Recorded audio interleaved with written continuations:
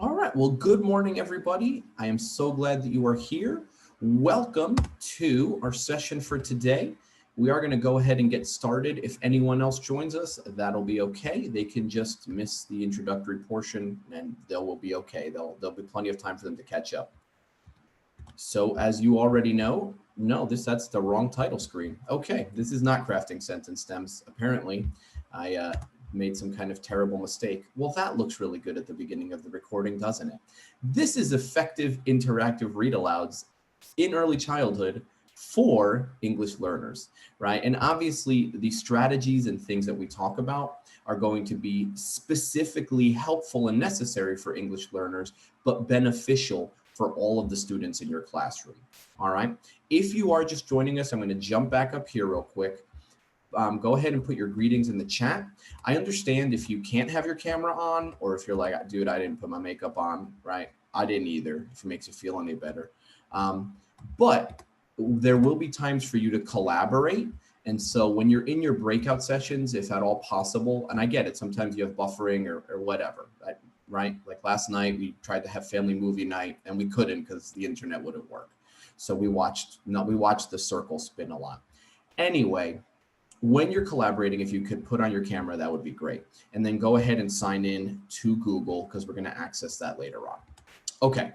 So I am Gabriel Verone. Some of you have been with me before. Welcome back. So glad you're here. If it is your first time in one of my sessions, I am an instructional content coach with the English Learner Support Team at Region 11. Been there just over a year. I was an in-person instructional content coach doing on-campus coaching, primarily in bilingual classrooms.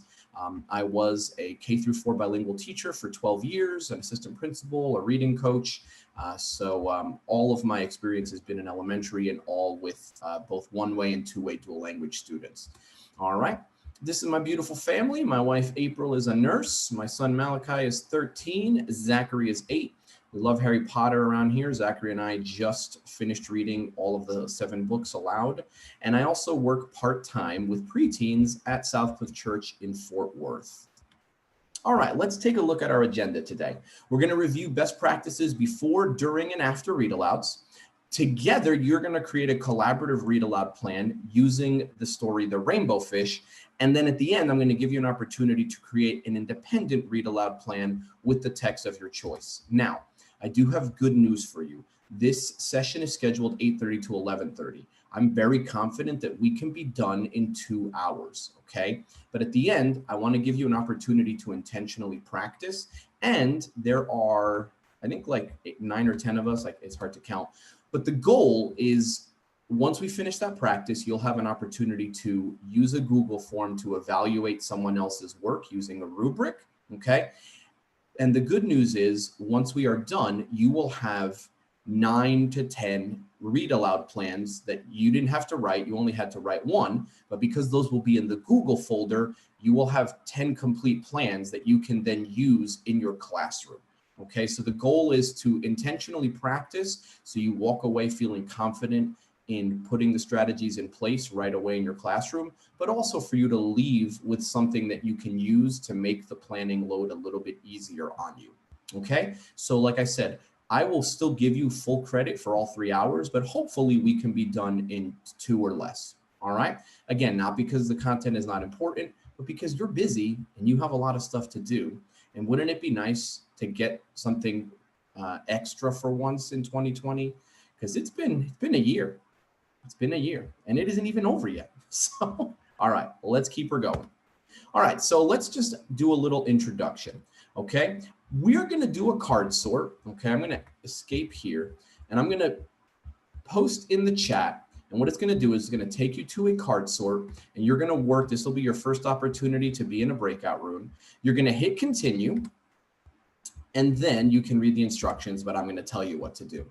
We have 3 categories: before reading, during reading, and after reading. And then here on the left-hand side, we have some cards, right? And you're going to sort these best practices into categories. So ask children to quickly act out important words or ideas in the story. For example, let's all pretend to tremble like we're scared. Would that be a best practice that you would do before reading? Would it be during reading? Or would it be after reading? okay? And what I would recommend when you go into your Zoom room is choose one person to share their screen. They can open the card sort and manipulate the cards, and then you guys can collaborate and discuss as to where they belong. I'm going to give you 5 minutes to do that. There are 22 cards, so you may not get through all of them, and that is okay. But what I want you to think about is these are the best practices that we will be discussing and reviewing today, okay? Think about, am I already doing those in my read alouds? Maybe I need to start doing those in my read alouds. And do they belong in simply one place, or can I do them in 2 or 3? Okay. All right. So unfortunately, in order to put things in the chat, I have to stop my share, which is annoying, but there's no other way to do it. All right. So you should see if the paste will work. Okay. Go ahead and click on that. Like I said, you should only have one person do that, the screen share, but let me know if you can see it, if you can open it. Excellent. All right. So I'm going to go ahead and open up breakout rooms. There's 12 of y'all, so I'm going to open up 3 breakout rooms. And like I said, one person share their screen, talk about those, sort those, think about those best practices. And then when we come back, go ahead and choose one representative to share out, because I have just a few questions. Okay. Any questions before I send you to your breakout rooms?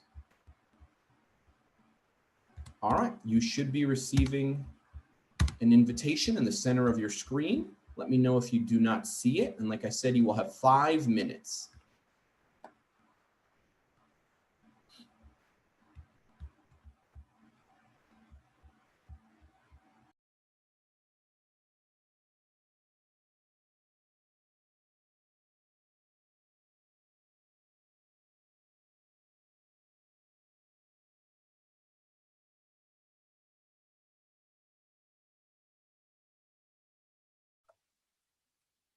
Why do you need it?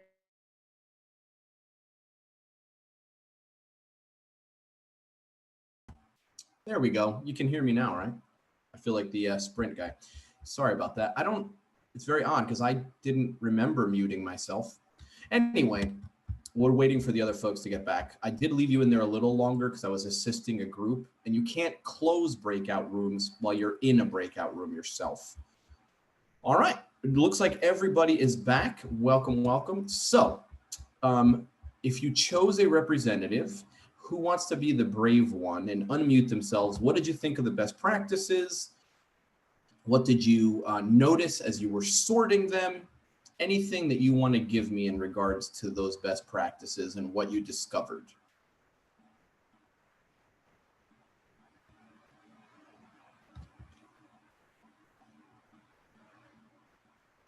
Uncomfortable wait time. I am totally okay sitting here and waiting for you to talk. Well, I guess not because I'm talking, but I'll be quiet now. I'll talk. Thanks. You know, one of the things that I thought was I'd like that those strategies to remind myself of what I should be doing and where, like as sort of prompts for myself. You know, we do that for children, but I like to use that as prompts for myself to remember, oh, this is a good strategy. Remember to stop and give them a chance to act out portions of the story, things like that. So that's where I found that I could use it really. Okay.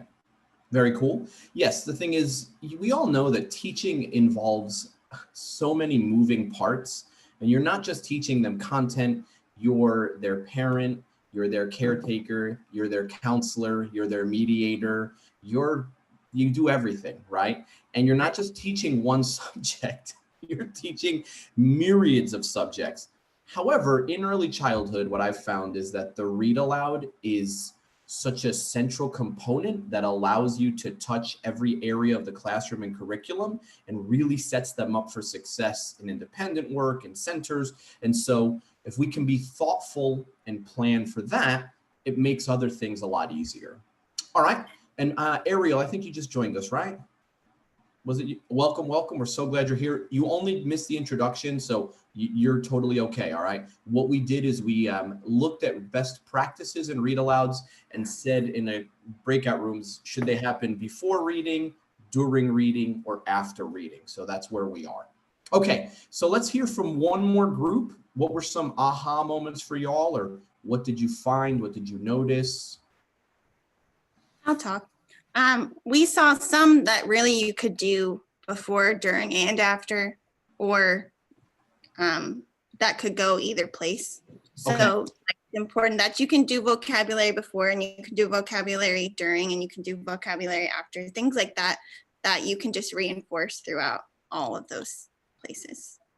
Perfect. Thank you so much, Amy. Yes. And that's, so I intentionally only put one card for things that could happen in multiple places because I wanted that specific discussion to occur, right? I wanted you to, wait a second, does this guy know what he's doing? I promise I do. All appearances to the contrary, right? So yeah, we want to be mindful of the fact that there are certain things, right? Like you're gonna probably only make predictions before, although that's not necessarily the case because as you read, new events occur, right? But you're not gonna confirm any predictions before the reading, like unless you're psychic, like that's not gonna happen, right? But like introducing vocabulary, tracking a comprehension strategy, right? Involving students in, I don't know if you got to the student discussion portion, right? Can students talk about a book before they read it? Sure. Can they talk about it while they're reading it? Absolutely. Can they talk about it after? They probably should, right? It probably would be good to know what'd you learn, little Johnny, right? Okay, so let's go ahead and jump back in. Okay, so I just wanted to, let me hit the present button so we can actually see that full screen. That's more better. There we go. So are any of you teaching pre-K? Anybody? Anyone here teaching pre-K? Are you that early childhood yet? I mean, no pre-K. Okay, so yes, no, maybe. I am the instructional coach for pre-K. Okay, fantastic. So the bottom line is we need to know our standards, right? We need to know what we're teaching. So for pre-K, that's the pre-K guidelines. So I'm going to paste a copy of the pre-K guidelines into the chat in just a moment. But the reality is that it's really important for us to know our standards and to know that there are standards even in pre-K, right? So you already knew that, but I just wanted to make sure we hit upon that. Now, if you're not a pre-K teacher, I do want to let you know about this tool. This is called the, if you're not familiar with CLI, it's the Childhood Learning Institute, right? And they have, when I was doing pre-K coaching, I would use this classroom observation tool. And I actually took all of the cards from this document. So all of the cards in the sort, I actually just directly copied the language. And what this does is it provides a shorthand kind of snippet way to look at read alouds. Now, again, a few of these are not going to be appropriate in second grade, third grade, right? Because you can still do read alouds in upper grades. But the majority of these strategies are good for any read aloud in any subject for any child at any age level, right? And so I wanted to give you this tool so that if you ever want to see, okay, wait, I want to make sure I hit this, this, and this, it gives you a simple way on about a page and a half to look at your read aloud and intentionally think through that process, okay? So I'm going to drop that in the chat in just a moment as well. And then, of course, we have the TEKS. Now, I only put the kindergarten TEKS, right, because I know there's kinder first, but I wasn't going to do that to death. But what I want you to notice, right, should you establish a purpose for reading at any grade level, anytime you do a read aloud, right? Is that a kinder specific standard? No, right? Shouldn't you make and confirm predictions all the time? Don't we always do that, even as adults? If you're reading a mystery novel, aren't you constantly making predictions? Oh, I think it's this person based on this evidence, right? Don't we always make inferences, right? Isn't that one of the most tested standards in upper grades and one of the ones kids always do terribly on, right? Shouldn't we always evaluate details to determine what is important, right? So my point is the standards obviously get cumulatively more difficult. New information is added as kids move up, but good reading And teaching good reading skills is the same in every grade level, right?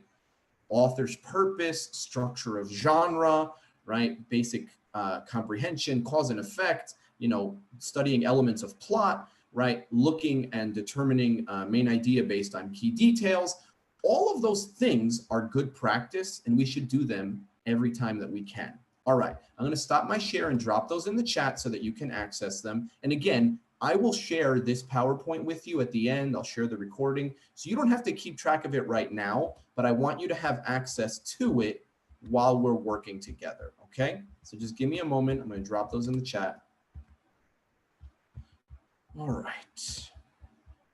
So, nope, that wasn't it. I had one of the assistants, like we have team assistants, offer to help me. Maybe I should have taken her up on that, and she could have been posting the stuff in the chat. I don't know. I just always feel guilty when I have people help me with my job. I feel like it's my job. I should do it. All right. So I just put the pre-K guidelines. I'm putting the classroom observation tool, which is the checklist. And then, like I said, I didn't link to all of the TEKS, but if you are a kindergarten teacher, hopefully you have the TEKS app on your phone or your computer. But if you want to access them old school, there they all are. Okay. All right, let's move on. So we're almost at the meat. We've been doing the appetizer. We're almost at the entree here. Okay, so the pattern of our work is going to look like this. I'm going to share with you a read aloud planner, not right this second because you don't need it, but this is the planner that I was talking about. You're going to work collaboratively on a planner using the rainbow fish, okay? And if you're not familiar with that text, don't worry, because I'm going to share a YouTube video and I'm going to share some ideas based on specific pages, okay? And then you're also going to have this for yourself individually. So if you want to use this tool, now if you already have a tool, that is perfectly okay. But if you don't have a planning tool, and if you want to make sure that you're hitting all the key elements, I've created this editable tool for you, and you can, I will share it with you, and then you can make a copy in Google. All right, I'm going to show you the strategies and the tools using the Very Hungry Caterpillar. So when I show you or model something, it's going to be using this text because either you've read this text or you've had this text read to you because it's been around for a long time. Then, like I said, we are going to practice using the rainbow fish. All right. So you already went to your breakout rooms once, but this is the Google Doc from the beginning of our time together that was in the introductory slide. Here is the link to the Google Doc. It's the Read Aloud 2021, okay?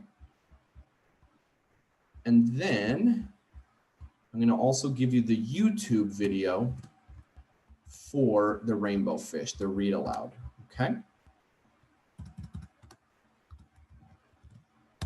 Okay, I realize that is a lot of links, but the ones you really need to worry about are the bit.ly that says Read Aloud 2020 and the YouTube video. Okay, so go ahead and open that Google Drive.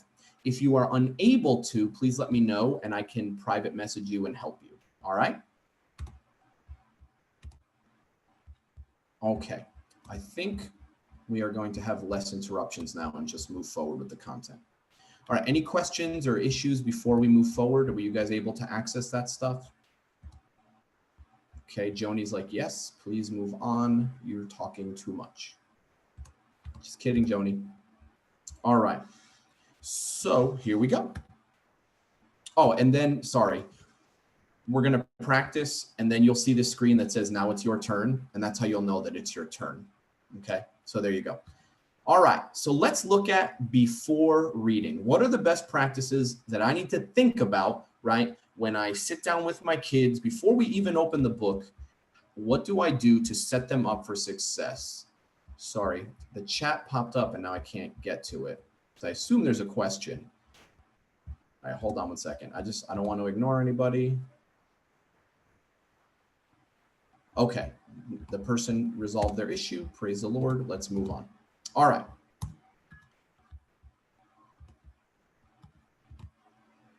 So the thing I need you to ask yourself is, wait, but why am I reading this book to these children, right?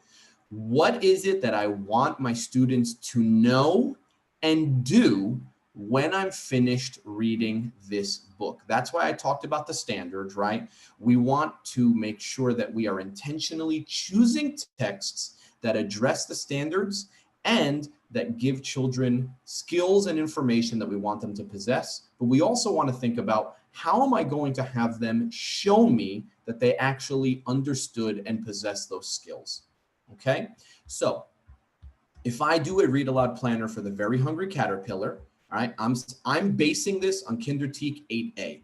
Retell a main event from a story read aloud, right? So I'm looking basically, because this only wants one event, but I'm going to focus on the larger skill of sequencing events. So using an anchor chart to do that and to track that, I'm going to use a sequencing chart. I'm going to do a brief introduction. All right, I'm going to choose specific vocabulary, right? I'm going to roll in a review skill, since I know that in the Very Hungry Caterpillar, right, he eats different foods on different days. And then I'm also going to have a bonus phonological awareness and letter knowledge, looking at the sound words that begin and end with the L and S sounds, okay? And don't worry, I just wanted to show you this so you can kind of see how I laid it out, but we're gonna go through each of those steps in more detail. All right, so before reading, like I said, I'm going to look at sequence of events. I could also look at summary based on that TEAC, right, 8A, okay? But I wanna think about, how am I gonna organize it? Do I just wanna go by the days of the week and record that information? Do I want to do more of a beginning, middle, end? Now, let's say that, again, I know that we're doing the Very Hungry Caterpillar, but if I'm doing a nonfiction book about butterflies or insects, right, I want to think about, how can I visually represent that for children? So I might use an anchor chart like this, where I put the main idea right here in the center, and then on each of the wings, I record a supporting detail about butterflies, right? Or if I'm reading a nonfiction text about butterflies, but I want to teach children about text features, then I might make something that looks more like this, okay? The key is, you don't want to make this ahead of time. You might have it laid out, but you want to fill it in as you're reading, and you want the children to assist you, right? At the very least, assist you in providing ideas, but whenever possible, also with some shared writing where they come up and they hold the dry erase marker, or the stylus for the Promethean board, or whatever it might be. Okay. All right. Now, like I said, I'm not going to chase a huge rabbit trail here doing phonological awareness, because that's not the point of the read aloud. The point is to do sequencing or summary so that children can retell events in their own words, right? However, I don't want to miss opportunities for that. So here on this page, right, with words like little or with words like Swiss, I can hit both alliteration and consonants, where words begin and also have medial or ending sounds that are the same, right? So I'm going to show you how to do that later on, but I want you to know that I'm going to specifically stop on only these 2 pages so that I can do this in a relatively short amount of time, and I can roll this skill back in. Okay, then I want to think about, what are the vocabulary words that I'm going to intentionally introduce my children to, and that I'm going to use and track throughout the reading, okay? Excuse me. Tier 1, 2, and 3 do not indicate RTI tiers, right? This just means, right, normal everyday words, words that are used in a variety of academic settings, and then very content specific words. So your tier 3 words tend to be your harder vocabulary words, and they tend to be found mainly in nonfiction text, in math, science, social studies, things like that. And then I want to think about using a multisensory technique to introduce words, meaning I want kids to see the word with a visual representation and in writing. I want them to hear me pronounce the word, and I want them to pronounce it. And whenever possible, I want them to show me the word with kinesthetic body movements. And I'll show you what that looks like as well. Okay. All right. Now, I like to introduce my vocabulary, give children some background knowledge, and then allow them to make a connection to that information, okay? So even though I'm reading a fiction text in The Very Hungry Caterpillar, right, the sequencing that happens, the retelling of events, allows me to talk about the actual life cycle of a butterfly, right? So I would show these pictures to my children, right? And then I would say, today, we're going to read The Very Hungry Caterpillar, and we're going to find out information about the life cycle of actual butterflies. Did you know that butterflies go through a life cycle that has 4 stages? Can everyone say 4 stages and show me your 4 fingers, right? So pretend that you're kids. Don't unmute yourself because that'll be a cacophony. But everybody show me your 4 fingers and say 4 stages. Yes, thank you. You're like, don't patronize us, sir. We're adults. All right. So the butterfly starts off as a little egg. Everyone show me your egg. Say egg. Right. Then it comes out, and we know that it's a caterpillar because it's in the title. So everybody show me the caterpillar and say larva. Everybody say larva. All right. Then, as you know, right, he's very hungry. What do you do when you're very hungry? I know you annoy your mom and say, Mom, I want some food. And she's like, you already had candy. You can't have any food, right? But so you eat and eat and eat. And that's what the butterfly is going to do. We already know that, right? Because he's so hungry. And then he's going to form a cocoon. So everybody get in your cocoon. Say cocoon. But don't, you got to stay in there until you come out. Wait, hold on. I'll tell you when. All right. And then lastly, the caterpillar emerges as an adult, and he's a butterfly. So everyone say adult butterfly, right? Very good. So let's real quick, let's go over it again. Say egg, larva, cocoon, and adult. Now, just a quick word about this. Here's what you need to know. This is pretty easy, right? The hand motions kind of, it lends itself to doing that. But sometimes there's words that don't necessarily do that, right? The key to kinesthetic motions, what the motion is, doesn't matter.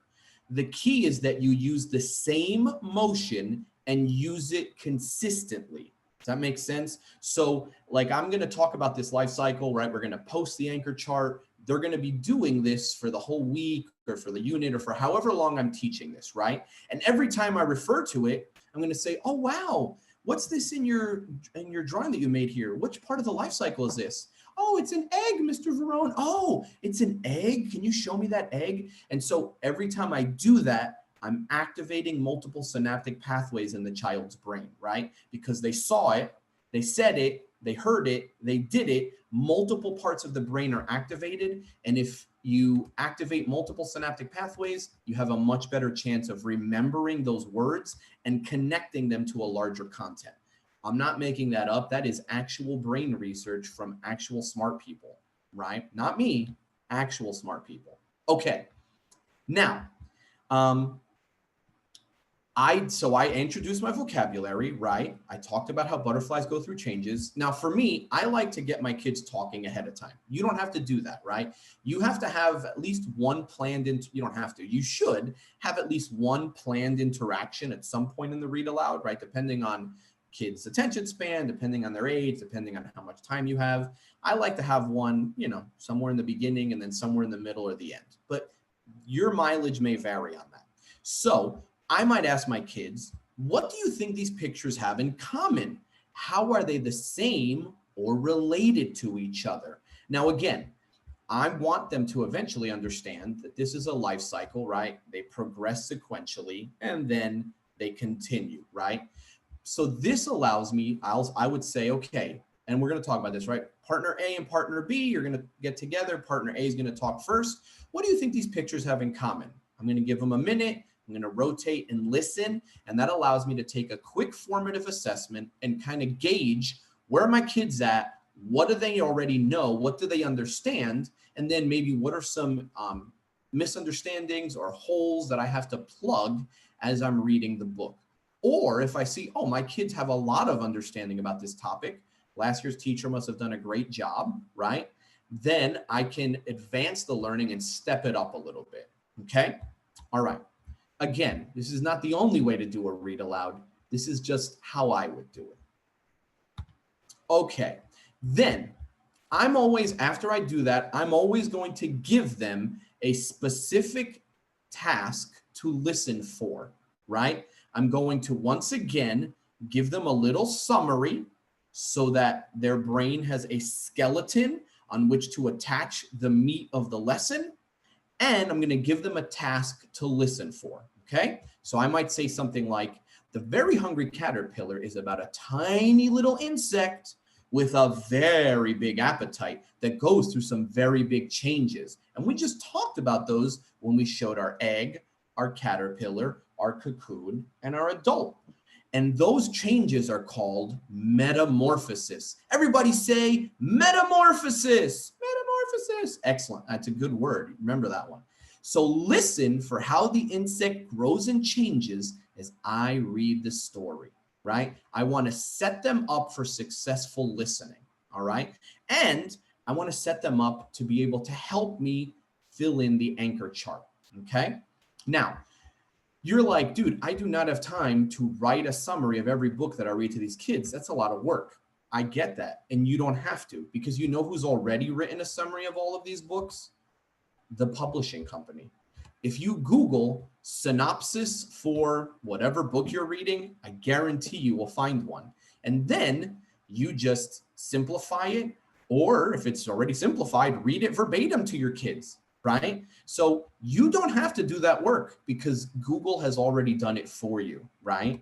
And so you just go in, highlight the words that you want, but getting a little synopsis, preparing them for what they're going to hear, and then queuing them up for specific things to listen for is really going to help them, okay? Okay, so we're going to, you're going to practice collaboratively. If you've never read, do I have some people that have never read or even heard of Rainbow Fish? Anybody? A Rainbow Fish newbie? I don't see any takers, so I'm going to assume you're at least somewhat familiar. But in the Rainbow Fish, you have this beautiful fish with shimmering, glorious scales, right? And then other fish are like, wow, can you share some of your scales with me? And he's like, no, you insane, right?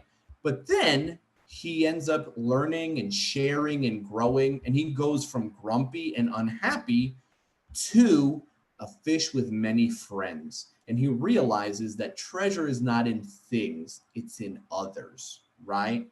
Okay, that the beauty of external things can never equal the beauty of your heart. I just made that last part up because I thought it was funny. All right, so if you think about the Rainbow Fish, what could be some teaks or some standards that you could teach, right, in a transition of the character from one state of being to another, right? What might be the purpose that you could set for that reading? Again, there's more than one, but that's basically the character arc that happens. So maybe what would I use this read aloud to teach, okay?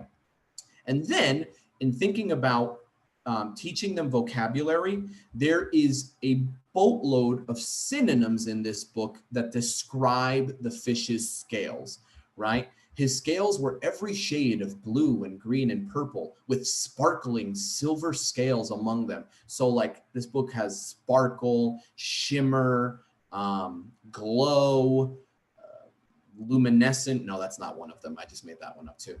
It has other ones, but they're escaping me at the moment. So if you were thinking about vocabulary, could you talk about adjectives? Could you talk about description? And could you add those kind of words to your word wall? Maybe if you have a list of descriptive words, just some ideas. Again, you don't have to go with that.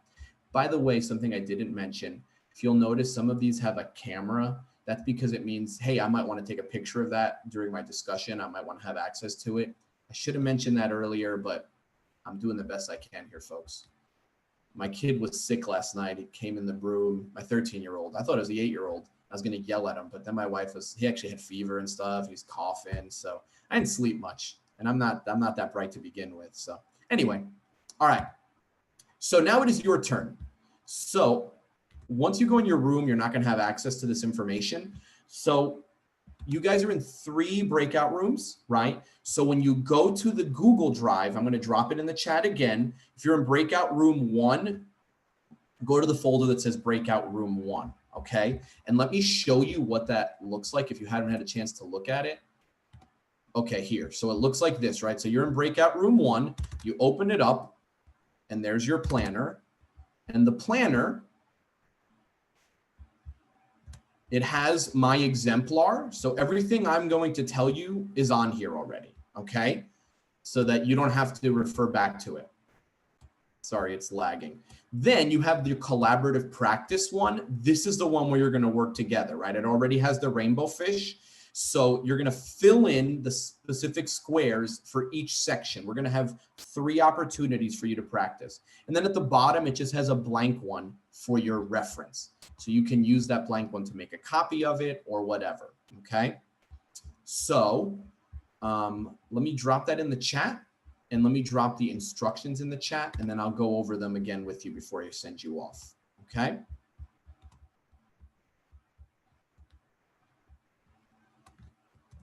All right, thank you for your patience. Okay, you're gonna look at a skill focus, a comprehension strategy, an anchor chart, any vocabulary and visual aids, and like the introduction is the synopsis, right? And then if you have time,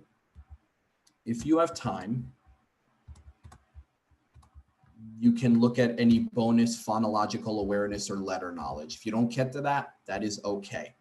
Then one more time, I'm going to give you the bit.ly to access the Google Drive. All right. And I would recommend that you do the same thing that you did for the card sort. One person share the screen, but everybody can type in the Google document at the same time, right? So you guys can say, hey, you take the skill focus, you take this, fill it in, talk about it, or however you want to do that. You're grown-ups, you're all clearly intelligent professionals, you can figure that out. So pick a skill focus, right? If you can find a TEK, great. If not, you don't need the specific TEK, that's not the point. You know your standards, you know the stuff you need to teach. So if you say, hey, we're gonna use plot analysis, right? Beginning, middle, end. We're going to use, character analysis, whatever it is. You don't have to have the specific TEK, just what is the skill, okay? Then what specific comprehension strategy pairs with that skill, what anchor chart you're going to use, what vocabulary, and if you have any visual aids that you would use. And again, I didn't come up with any of those visual aids. I just Googled them, guys. Really, Google is your friend, right? And then an introduction. All right. Are there any questions before I send you to your breakout room as to what we're doing? My internet went off and I lost all the chats. Okay. And I will specifically message you. Okay. Thank you. All right. So let me do that real quick. I'm going to open the breakout rooms, and Ada, just don't accept the invitation yet. All right. And then Ariel, I'm going to put you in room 3 because they need an extra person. Is that okay? Yeah. Okay. All right. And Nada, give me a second and I will message you. Okay.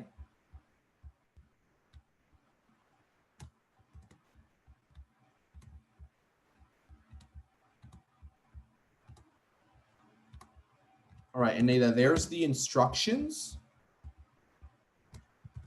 And then here is the link to the Google document. Did you need anything else? Is that good? Okay. Creo que no. I think we're good. But your group has it, and if you need something, just hit the help button and I'll come join your room, okay? Okay, thank you. Thank you, ma'am.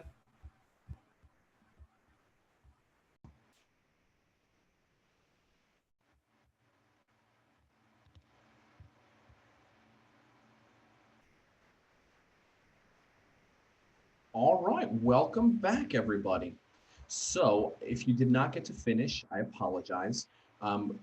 I saw a lot of good work. I don't know if you guys saw my comments on your Google Doc. Put some comments in there for you.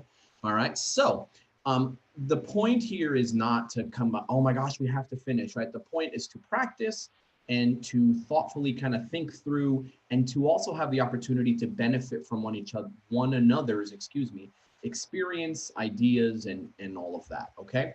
So Anybody, just maybe one or two people want to share out? How'd that go? How did that feel? Was there anything different in that process than how you would normally plan a read aloud? Were there some things you're like, oh, I'm already doing that, so that was very affirming? Anything like that?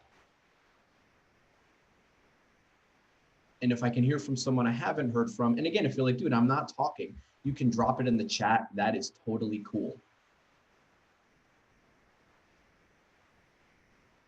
I'll go ahead and share. I think that like my whole career, like I, believe in read alouds. My teachers believe in read alouds. We, and across all content, I think this plan, I think we would get a lot faster at it as we keep going.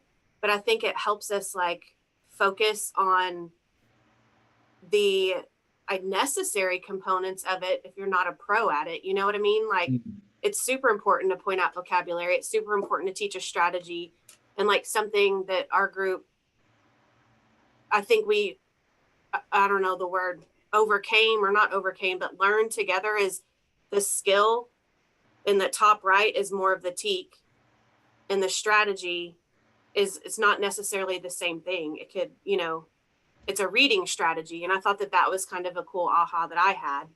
I don't know if people in my group had the same aha, but I was helped by my group members to learn that part. Well, thank you. Excellent. And remember, my role at Region 11 is to do English learner support, right? And what we always say is that these strategies, right, and these foci, I guess it's foci, yeah. All right, anyway, it's necessary for the English learners, right? Like if they're gonna have any success, you have got to put these components in, but it's good for everybody, right? And it's like I tell my kids, I still teach kids at church, right? But when I used to teach at school too, right? Kids would be like, why do we always have to do this? I'm like, okay, anybody watch the Cowboys this weekend? Hopefully not anymore, right? But you watch any sports, right? Take Tom Brady, right? Tom Brady is, I absolutely hate Tom Brady. Hate the Patriots. They're the worst, right? I grew up in New Jersey. I love the Giants. Hate the Patriots. Anyway, Tom Brady is arguably the greatest quarterback, maybe of all time. Gets paid millions of dollars to throw a ball, right? Do you know what Tom Brady does every day? He practices throwing a ball. He's already really good at throwing a ball, right? Similarly, we have to continually practice these skills and give our kids that opportunity, no matter how skillful they already are. Okay, sorry, I got on my soapbox there, I apologize. All right, anyone else want to share out what were some aha moments, what were some affirming moments? And again, feel free to just drop that in the chat if you'd like.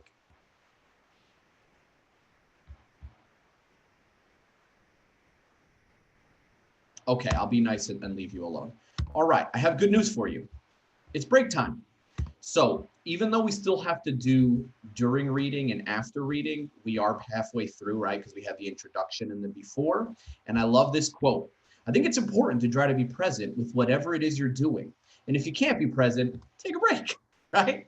So go ahead, use the restroom, get a coffee, do whatever you need to do. We will be back in 5 minutes, okay? Go.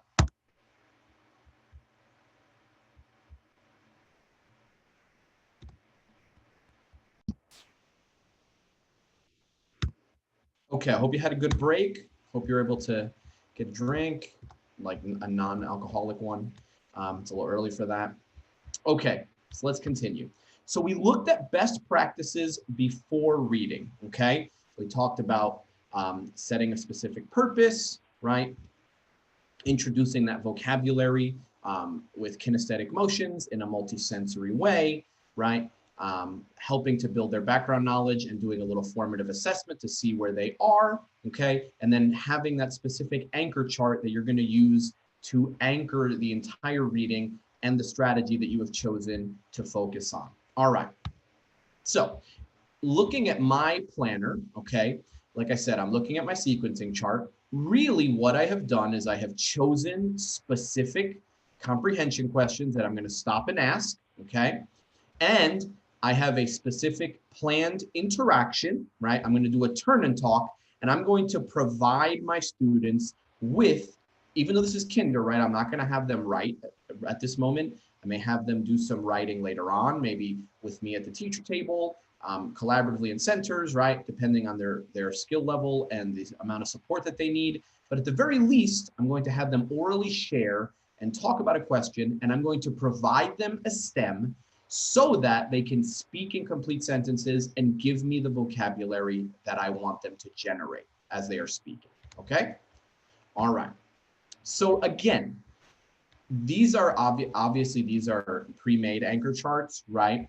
But if I think about, I'm gonna display the anchor chart that just says B, M, and E, or maybe, because remember I said I specifically am going to use this with the 4 stages of the butterfly life cycle, right? And I'm gonna tie the events in the book to that actual real life cycle, right?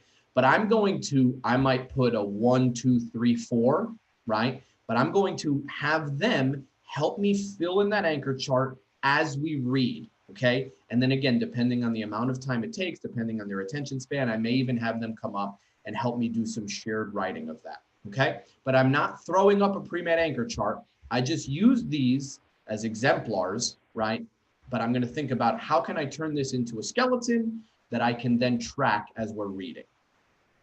Okay, now, everyone knows, if you've been to any trainings at all, that the word you hear all the time and that you hate is rigor, right? How many of you have heard rigor 15,000 times, right? Rigor, right? And I remember this was a bad idea. I actually said this to my principal. I was like, you know what? There's some problems you can't just rigor away. And that was not yeah. So don't angrily point your finger at your principal and yell at them. Pro tip, okay? But what I want you to know, so is it okay to ask children simple lower level comprehension questions? Is that okay? Anybody want to weigh in on that? No? Right? Is it okay? Yes, it's okay, Yes, right? it's necessary. Yes, it's necessary, exactly. Here's the thing. Do we want children to have higher order thinking? Yes, we do, right? But children cannot inference and make leaps in logic with information they do not possess or understand, right? So we want to build their knowledge, and then we want to scaffold that knowledge up to higher levels, right? So you can't just ask all higher order thinking questions, right? Because you need to make sure they understand the basic information. But you can't also just live in the basic information and not extend their knowledge, okay? And so what I want to tell you, I'm going to return, you remember I showed you the classroom observation tool that had the checklist of best practices, okay? Here's how it defines a higher order thinking question. It's questions that require analysis or thinking, or simply ask why, how, ask children to make a comparison between 2 or more things, ask children to make a link, right, which we always call the text connection, text to self, text to text, text to world, or ask children for an explanation. That's it. None of this is like otherworldly, like, oh my goodness, right? They're not in Mensa, right? The children are not Neil deGrasse Tyson, okay? So for example, if I ask, is the food the caterpillar ate on Monday and Tuesday the same or different? How are they the same or different, right? Does that seem like a really absurd question? Is that something they cannot answer? No, but it's a higher order thinking question because it's asking them to make a comparison and to provide evidence. How is it different, right? And the great thing about a question like that is the child might say, well, he ate 1 thing on Monday and 2 things on Tuesday. Is that a valid answer? Yes, right? The child might say, well, the apple is red and the pears are green. Okay, that's fine. Or the child might say, oh, well, they're the same because they're both fruit. And so you know, okay, this kid is probably going to be qualified for gifted, right? Because he was able to make a comparison based on categories, right? But again, a question like that is valid. And a question like that allows for your English learners at any level to participate. Because if they're not sure and you say, well, how many are here? 1, how many are here? 2, right? Oh, so he ate 1 and then he ate 2, right? And then they can still participate. they can still talk, right? But they can talk at the level that is appropriate for them based on their mastery of English, okay? Similarly, why do you think the caterpillar was still hungry after he ate so much food? Why do you think he was? The thing is, the story doesn't tell you that, right? You have to make an inference, right? But that is definitely a higher order thinking question. Well, I think he was still hungry because my mom says I'm a fat pig, so he must have been a fat pig too, right? That's a funny answer. You would laugh, right? But that's still, they're making a connection, right? Okay, I'm not going to beat that horse to death, but what I want you to understand is higher order thinking questions don't have to be something insane and out of this world. They just have to require a little bit of thinking on the part of the child, okay? All right. Now, remember I told you we had this bonus phonological awareness, right? So again, I don't want the entire, I'm so sorry. I have a contractor that's texting me wanting to come today instead of tomorrow. And I'm like, dude, I'm trying to teach. Could you not? So when you guys go to your independent work, I'll text it, but it concerns me because I'm, squirrel. Sorry, I apologize. So by the way, the reason I'm looking at my phone is because I turn my email off because otherwise the alerts will literally pop up in the middle of the presentation. But sometimes participants will email me saying, hey, I had registration problems or whatever. It's not that I'm a bad person who's distracted by their phone, trying to help all the clientele. So stop judging me. Stacy Davis. No, I'm just kidding. I'm just kidding. Just making sure you're paying attention. Okay, sorry about that. Again, I don't want the whole lesson to get derailed because I'm doing phonological awareness, right? But I don't want to miss a golden opportunity in authentic literature to hit those skills that I've already hit. So I'm reading, right? And I'm just going to stop, right? In the light of the moon, a little egg lay on a leaf. You know what? I noticed a whole bunch of words in that sentence that had the ul sound.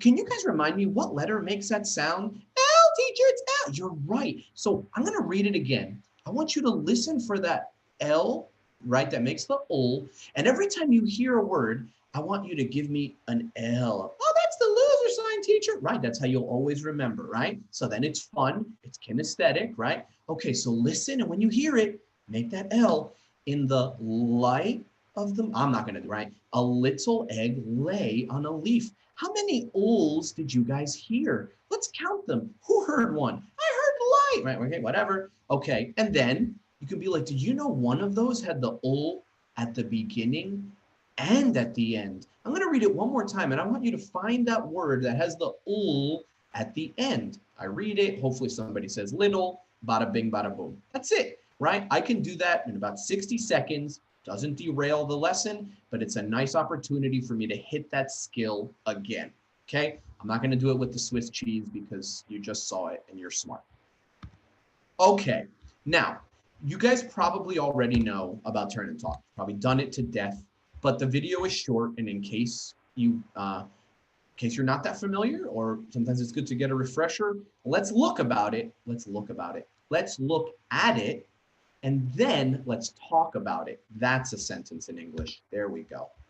Okay, let me make sure that I shared my computer sound. Sorry about that.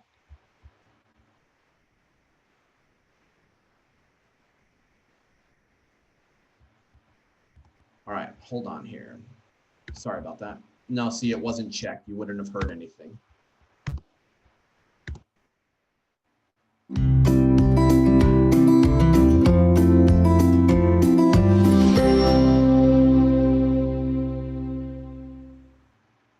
Turn and Talk is an oral language strategy that students can use to express themselves. In pre-K, what we try to do with Turn and Talk is to really get them to think and to be able to learn to speak to a partner. They sit knee to knee, so that allows them to really look and see eye to eye when they're speaking and really helps them learn to focus. Él va a hablar primero y después yo voy a estar escuchando. Cuando termine de hablar Bene, vamos a tomar un turno. Yo voy a hablar, siéntese bien Josiah, y después Bene va a estar escuchando. I love using this strategy because it also lets me go around and see what they're saying and if they're talking, because sometimes they feel more comfortable speaking to their friend than they do to me. And sometimes when I just ask a question one-on-one, they don't respond to me. But when I hear them talking to their partner, then I know they've understood the concept. They know what I'm talking about. They're getting what we're reading and they're understanding that. It helps them internalize the procedure, but it also helps things run smoother because it gives us more time to focus on the lesson and less time on teaching them that strategy every so often. Using a strategy on a constant basis and setting those expectations of what's expected is really essential to helping the kids be able to master it. Okay. Sorry. Once you full screen it, you have to exit completely or it won't full screen again. Okay, so the bottom line is, as you think about having a planned interaction, right, does it have to be a turn and talk? No, but that's probably the easiest, thing to do. There's obviously other planned interactions that you can do. If you're in an upper grade, right, you could do like a think, ink, pair, share, right, where they think, they write down, then they share out, right? You can group them in 3s or 4s. There's, there's lots of interactive things you can do, okay? But for simplicity, let's just think about turn and talk. The bottom line is this: if it's going to be successful, you need to have assigned partners, right? Are any of you in a bilingual classroom or work on bilingual campuses? Because if you are, then you're already there because you should have bilingual partners in your model, right? But if you don't have that, please, right? I've seen teachers do like peanut butter and jelly. These are the peanut butter kids, these are the jelly kids, and they're paired up that way. How you do it doesn't matter. But if the kids don't know who they're going to talk to and you try to do that right on the spot and it's not prearranged, it's a nightmare, okay? They need to know who's going to talk first. Is it the peanut butter? Is it the jelly? Is it partner A? Is it partner B? Is it number 2? Is it number 1? However you want to do that. You should provide them with specific time because that creates urgency and it keeps them on track. You should have a talk stem, right? Just like, notice she modeled with the little kid what she was going to say and then what she expected him to say back. They should, if you want children to use complete sentences with academic language, you need to provide them with the scaffold for them to do that because they're not going to do it by themselves or automatically. It isn't going to happen. Now, are they all going to use the stem perfectly? No, but you don't hit a target you don't aim for, right? And lastly, you need to have a signal to return. I always like to do 1, 2, 3, eyes on me. 1, 2, eyes on you, right? And you notice I had them snap. If they can't snap, that's okay. They can practice, right? I'm doing kinesthetics so that they're doing something with their hands, not hitting one another, not touching things they're not supposed to be touching, right? And the other thing is, human beings, like the Bible says, we are sheep. We like to be a part of the herd. Now, there are black sheep that don't want to do what everyone else is doing, right? But by and large, if some kids are doing it, other kids are going to do it because otherwise they're like, everyone's doing it except me, I'm left out, right? It's like my 13-year-old hasn't played with something in years because he's 13 and his 8-year-old brother is suddenly playing with it. And all of a sudden he has childhood nostalgia. It's like, dude, you haven't touched that in 5 years. Sorry, that happened this morning. So anyway, okay, now we're going to watch one more video. Okay, what I really, really want you to think about, right? If you're in pre-K, K, even first, even second, you know how often, and I've done sessions with secondary teachers, you know that children do not speak in complete sentences, right? They don't understand what a complete sentence is. You can teach them subject predicate all day, right? And even with older kids, because texting does, who has time for complete sentences, and there's acronyms and there's all sorts of things. And we live in TikTok world where like, I only have 15 seconds. It's bad, right? But I really want you to look at what the teacher is doing in this video. Think about it in terms of the larger strategy that she's trying to teach, and then how she sets them up for success with oral communication by using that strategy and having specific sentence stems for children to interact with it, okay? This book, I use these sentence starters to to help me think of a connection in my mind. The part when Alexander goes to the dentist and has a cavity reminds me of the time when I went to the dentist and I had a cavity. I felt so worried and scared. This helps me understand the story better because now I know that Alexander must be just as worried and scared as I was. Can any of you think of a connection that you made from the book that I just read to you? Anam.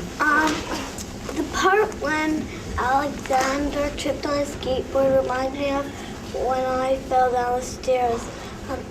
I felt really hurt. This helps me understand the story better because I think Alexander feels hurt. All right. Nope. There we go. Sorry about that. Okay, so go ahead and either drop in the chat, unmute yourself. What did you notice the teacher doing? How did she set the students up for success? You notice though, she totally called him the smartest kid in the class who had absolutely no problem at all doing the strategy, because if you were being filmed, you'd do the same thing, right? I would. Okay, so Donna said that she modeled. That's perfect. Okay, like it. Who else?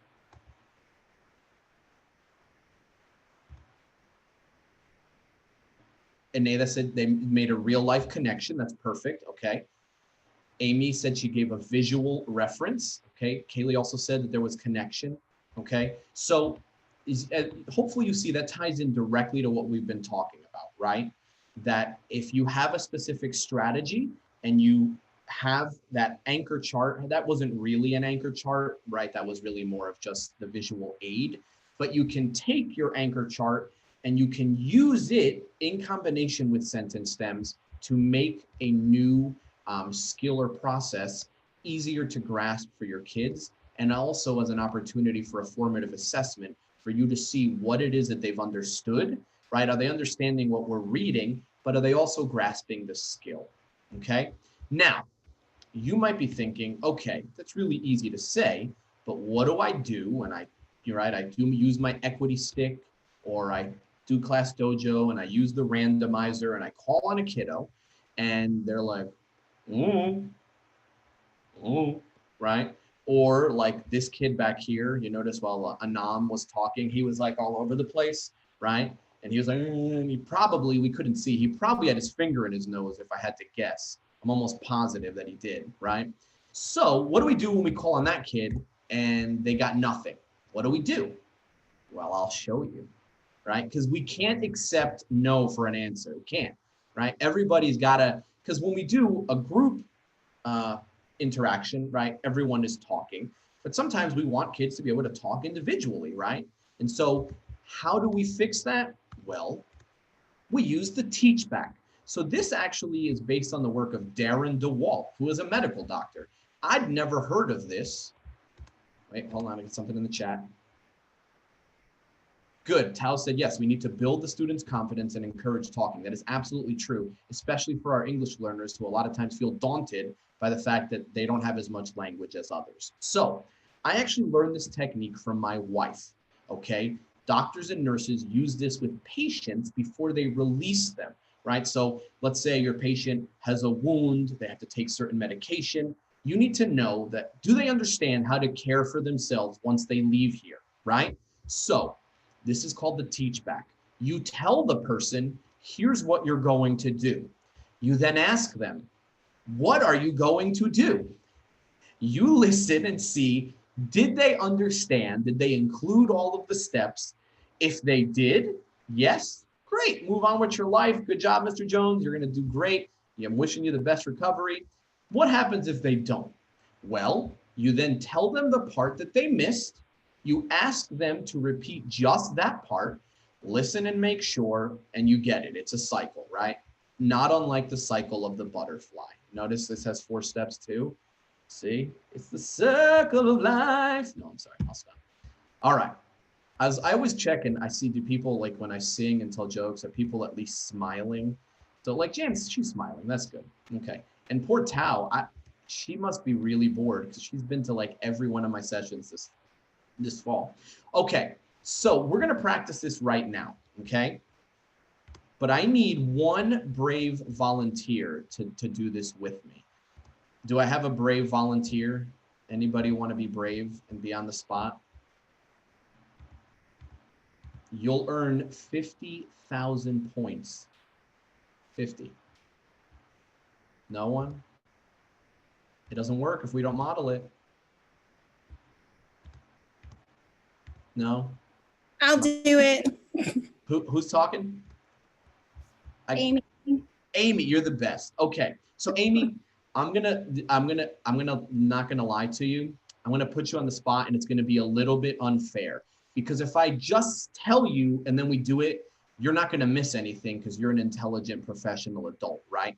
So let's pretend that you have limited English. You can just, right? And so I explained it, but you just missed some of it, right? So let's pretend that I explained to you the difference between complete metamorphosis, which is the case of the butterfly, and incomplete metamorphosis, which is the case of the grasshopper, okay? So if you don't know anything about incomplete, that is okay. No one is judging you.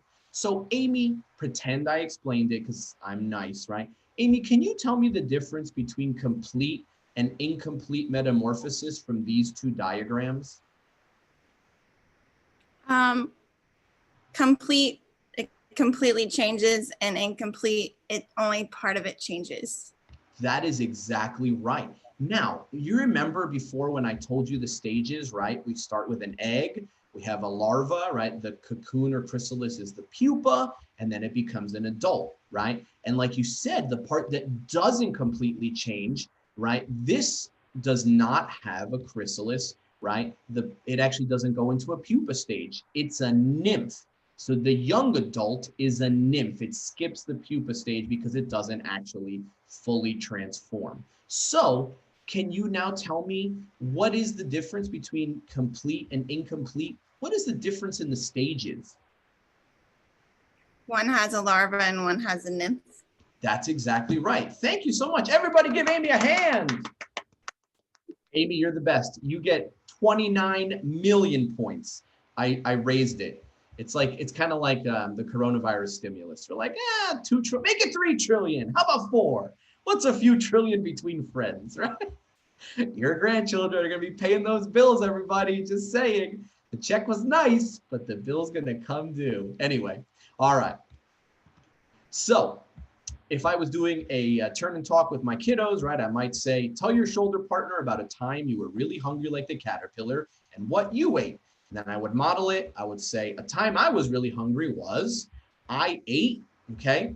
And then as I walk around and monitor, I praise, right? I come back to the front. I'm like, okay, you have 1 minute. Partner B talks first. Make sure you use the stem. A time I was really hungry was I ate. Go, right? So I give them a minute. I walk around. I come back to the front. 1, 2, 3. Eyes on me. 1, 2. Eyes on you. Right? Good job, everybody. Okay. I love what Kayla said. She said that one time she was really hungry was at her birthday party because she was having so much fun that she forgot to eat. So when she finally did eat, Kayla, you ate something amazing. Can you tell everyone what you ate? Right? And so I am highlighting the fact that Kayla, who doesn't exist, right? Just made her up, that she used the stem because you get more of what you praise, right? So you always want to come back and point out who is doing what you asked them to do well, right? And you can also be like, I also saw Ernesto and John and Carla. They were doing it too. You guys did so well. Dojo points for all of you, right? However you want to do that, you just want to make sure that you hit upon who's doing what I asked them to do. Okay, so you're going to practice in a minute, thinking about the rainbow fish. What might be a good planned interaction, right? For how did he change, right? How did he grow? What happened in terms of plot? What might be some questions that you can ask and some sentence stems that you can design that would allow your students to talk about that if you chose to highlight that, okay? One group did, and the other groups, that's okay. Whatever you chose is obviously totally valid. All right, so what you're gonna do is you're just gonna write 2 to 4 higher order thinking questions, and then I want you to do one planned interaction, right? How are you gonna assign partners? How long are you gonna give them? what talking stem, and then just amongst yourselves, what signals do you use to return? I'm not asking you to change what you're doing, but maybe if you're doing something that's really effective and someone else is struggling, they might be able to benefit from that, okay? So before I send you to your rooms, any questions? All right, so I'm gonna drop that in the chat. Yes, Kaylee, so model, yes, I completely agree. Modeling another example to reiterate after the story, yes. All right, let me grab that, sorry. No, it's not the one. Sorry, my computer is not cooperating with me. Okay, so just like before, you will have 10 minutes. Here are your tasks. Does anybody need me to drop the bit.ly for the Google folder? I will just drop it anyway. All right. You're gonna open up your breakout rooms.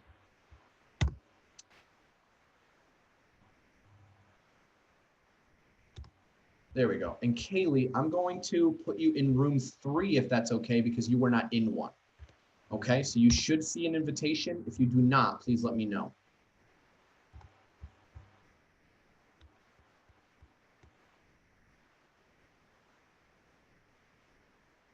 Janet and yeah, you guys are good? Okay. All right. Yeah. All right, we're back. It is 10:12. Like I said, we will definitely finish the content portion by 10:30. There is, like I said, just an independent little assignment in order for you to get the full credit, because it is a 3-hour course, and you can take as long or as short for that as you'd like, okay? So unless you're just dying to debrief, you're like, oh my goodness, we had the most amazing conversation, and you desperately want to share, I don't want to not allow you to do that. But if you want to just move on and finish, give me a thumbs up. Fantastic. By the way, I did comment, but I was very impressed with your questions. And I'm not just saying that to be nice. Like, there were some really good, thoughtful questions that would allow for really good conversation. So good job on that. Okay, we are in the home stretch. Let's talk about what do you do when you're done reading the book, right? So here we go. Like I'm just going to ask, and again, I'm not going to ask all of these, right? But I want to specifically plan for what is a nice, and I already saw some of you doing this, so you're totally there already, right? What are some nice wrap-up questions that I can ask, or maybe what's 1 or 2 questions where I can summarize the learning and make sure that we've hit upon what we've been tracking in the anchor chart, okay? Then I want to make sure that I go back and I review the vocabulary that I introduced, right? So I'm going to make sure that I talk about the egg, the larva, right? The pupa or cocoon, and the adult, right? I'm going to do all that.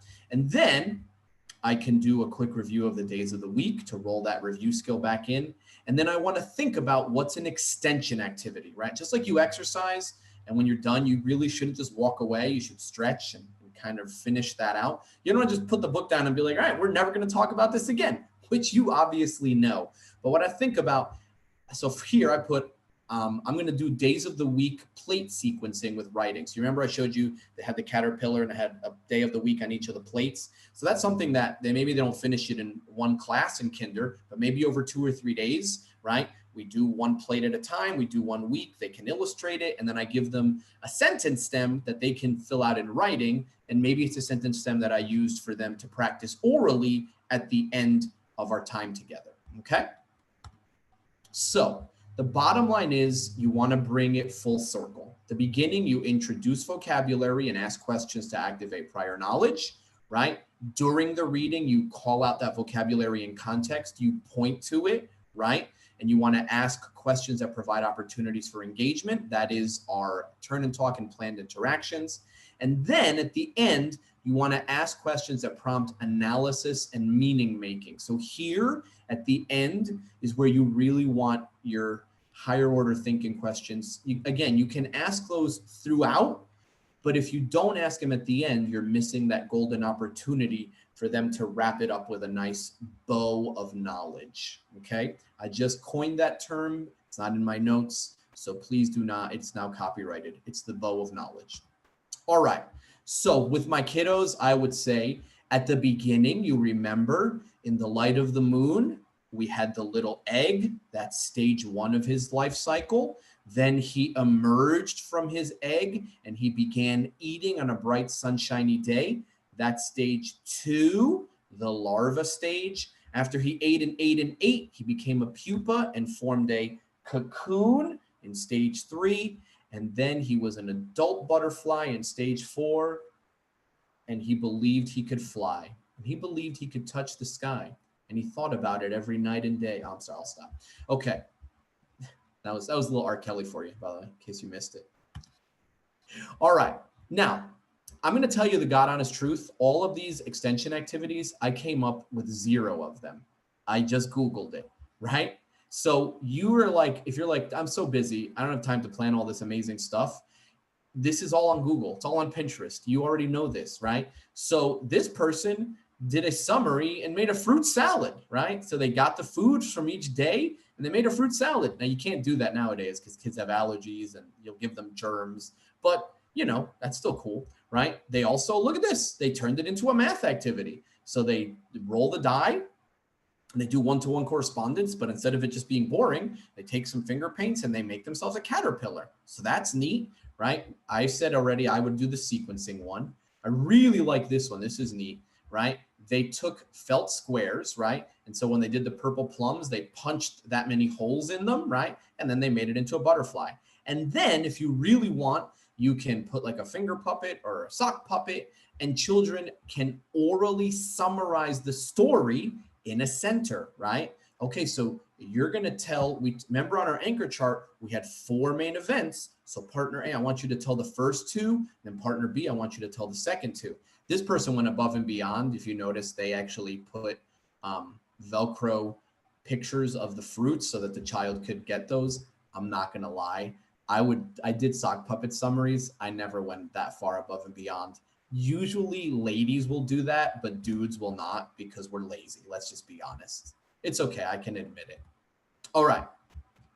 So as you think about the rainbow fish, here are some ideas, right? The children could make their own little habitat diorama.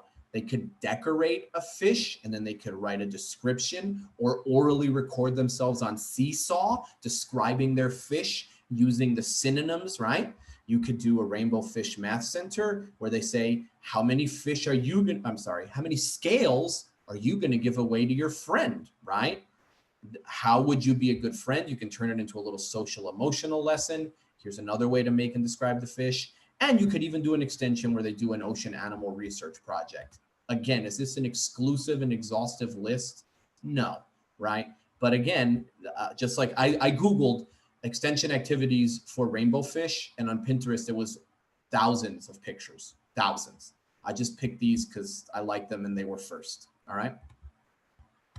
So it's up to y'all. I can give you the full 10 minutes. If you feel like you can come up with a vocabulary review, 1 question and extension activity in 5 minutes, then we can do it in 5 minutes and we can finish a little faster. So show me with your hands, 5 or 10, what do you want? 5, I got some 5s. All right, I got some people not voting. By the way, if you haven't early voted, you should definitely go vote today, okay? If you don't want to vote for this, I get it, but please exercise your constitutional right to vote, all right? Okay, I'm going to put this in the chat.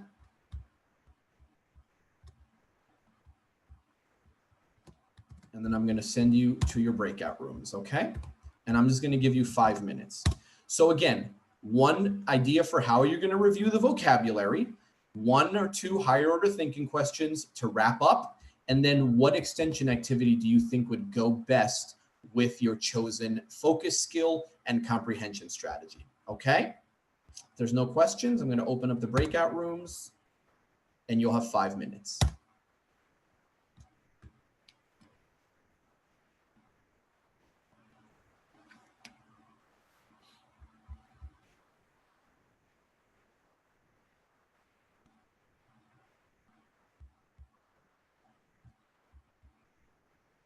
I like the jokes though. All right, we are almost done, folks. Here's what I'm going to ask of you. Wait a second. Wait, there's something in the chat.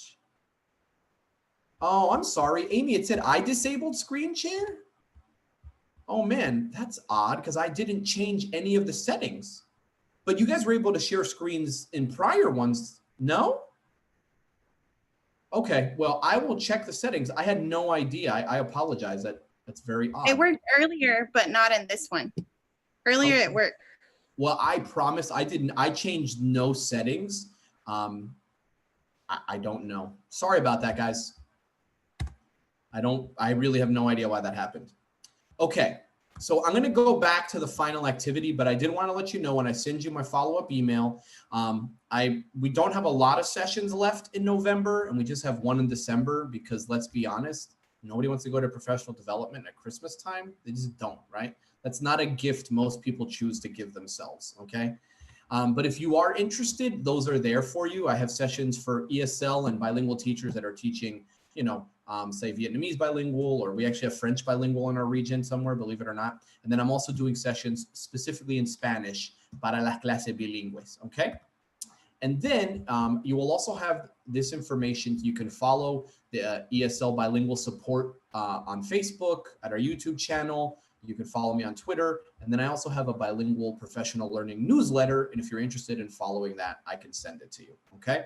You don't have to take note of any of that right now. I will send all of that information to you tomorrow, along with all of the resources, the PowerPoint, and the video recording, okay? So the only thing I need you to do, and it is 10:28, so we are right on time. I'm gonna give you, once again, the independent read aloud planner, the one where you can make your own copy, okay? And so you're gonna make your own copy of that, and then you're gonna choose any text you want. I don't care what text it is, totally up to you. It can be one you've done before, right? But hopefully with 12 of us, right, everyone chooses something different, or even if some people choose the same text, you can get ideas from one another. And the goal is once you fill that out, make a copy of it and drop it into your breakout room folder where you did the collaborative practice. So name it, put your name on it, right? Yadira Moreno's read aloud on Los Tres Ositos. I don't know, whatever. I'm just making stuff up here. But you put your name, right? Put what text it is, okay? And then what I need you to do is I need you to evaluate, not to be mean to anyone else, but just to for you to have a critical eye so that you can also be thinking about your own. You're going to evaluate someone else's planner in your group using a Google form. And I'm going to show that to you right now, okay? So you're going to open up the link and it's going to open up a form that looks like this. You put your name here, right? And then who you're evaluating. You can choose whoever you want from your group. If two people evaluate the same person, that's okay. No big deal. Okay. So I'm evaluating Kate Smith, who obviously does not exist. I hit next, right? And then literally, I'm just going to check yes or no. Did they put a title of a text and a focus skill? Yes. Did they do a comprehension strategy and anchor chart? Oh, they forgot the visual introduction, right? Literally, that's it. You just check it off, and all of these go with one of the dimensions in the planner, right? And then if you want to improve, I recommend nothing. You did great, right? And then you hit submit. I'm not going to hit submit because then it'll generate a result that I don't want, okay? So let me drop both of those in the chat for you, and also somebody chatted me. Oh, I'm going to give you the blank form in the chat right now, okay? Sorry about that. Here we go. Okay. So here is the blank planner. It should tell you to make a copy and just hit make a copy, okay? And then it's going to put it in your Google. You need to decide where you want it. Otherwise, it's just going to drop it into your drive randomly, okay? Oh, are you kidding me? It didn't let you see it? No. Okay. Go ahead and just hit the request thing and I'll approve you. I apologize.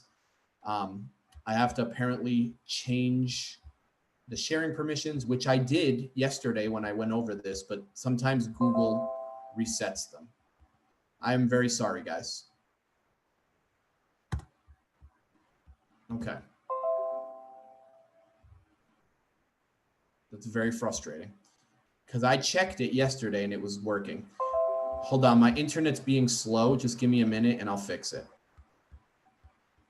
No, it says that you guys are editors. Okay, I will approve all of you. I apologize. I don't know why it's doing that. Okay. Yeah, I'm very sorry. I don't, because it shows that anyone with the link should be an editor of the document, but I'll approve everybody. Okay, and then the other thing you need is the link to the evaluation. I just clicked the Google Doc link again, and now it's saying make a copy. Okay, so you may try it again, everybody. But if not, I will go in and give everybody individual permission. That's frustrating, but that's not on you, that's on me. Okay, give me 1 second. See, this is another reason why it's good to have your phone nearby, because I can just do it on there real quick.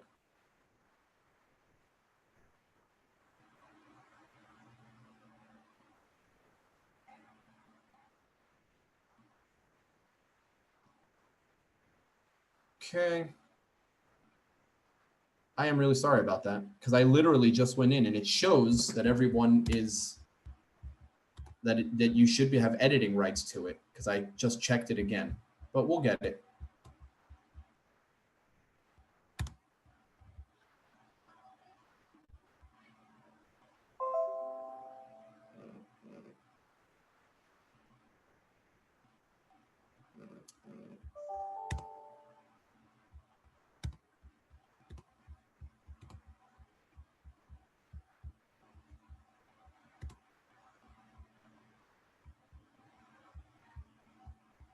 Okay, so here's what we're gonna do. I'm gonna continue to do this, but I don't want you to waste your time. The other thing you can do, by the way, if you can't make a copy, is if you remember in your Google Drive,